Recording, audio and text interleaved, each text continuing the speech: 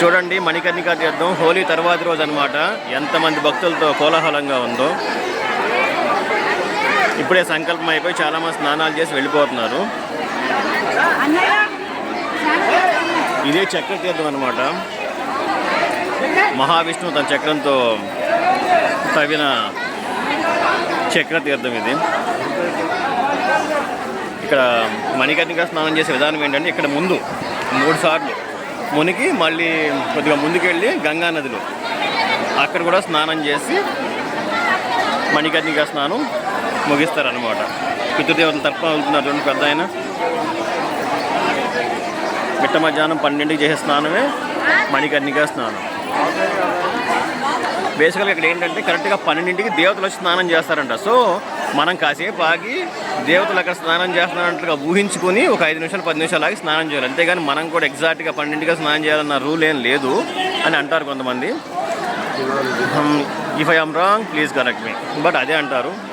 So చూడండి చక్కగా భక్తులతో కోలాహలం ఎంత బాగుందో.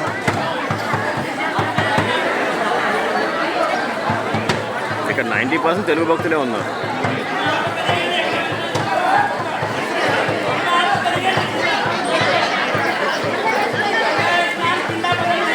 చూడండి 360 డిగ్రీస్లో మీకు చూపిస్తున్నాను. చూడండి చక్రతీర్థంలో స్నానం అయిపోతారు. అందరూ మణికర్ణిక అంటే గంగానదిలో స్నానం చేయడం కోసం చాలా ఫాస్ట్గా వెళ్ళిపోతున్నారు. చూడండి ఇది మధ్యలో చాలా లోతుగా ఉంటుంది. ఎప్పుడైనా వస్తే జాగ్రత్త చూసుకుని చేయండి స్నానం. 3 మునకలు వేస్తే చాలు, అయిపోయినట్లే స్నానం. చూడండి ఎంత పెద్ద పెద్ద వాళ్ళు కూడా ఎంతో కష్టపడి స్నానం చేస్తున్నారు. ఈ మణికర్ణిక తీర్థరాజం అంటారు. అంటే సృష్టిలో ఉన్న అన్ని తీర్థాల్లో కంటే అంటే ముఖ్యమైన తీర్థం ఇదే అనమాట.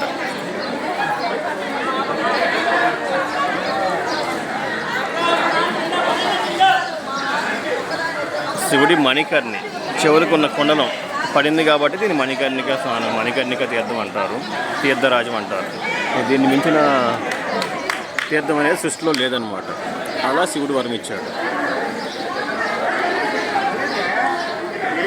ఇక్కడ ముందు ఇది చక్రతీర్థం. చక్రతీర్థంలో స్నానం చేసి తర్వాత గంగానదిలో స్నానం చేయాలి. అది స్నానం చేసే విధానం అనమాట. చూడండి 3 మునకలు వేస్తే చాలు, అయిపోయినట్టే. తల మునిగేలాగా 3 మునకలు వేస్తే తీర్థ స్నానం అయిపోయినట్లే ఎక్కడైనా సరే.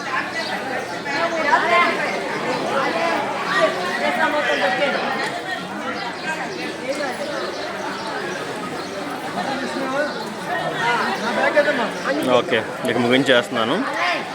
జై మణికర్ణిక.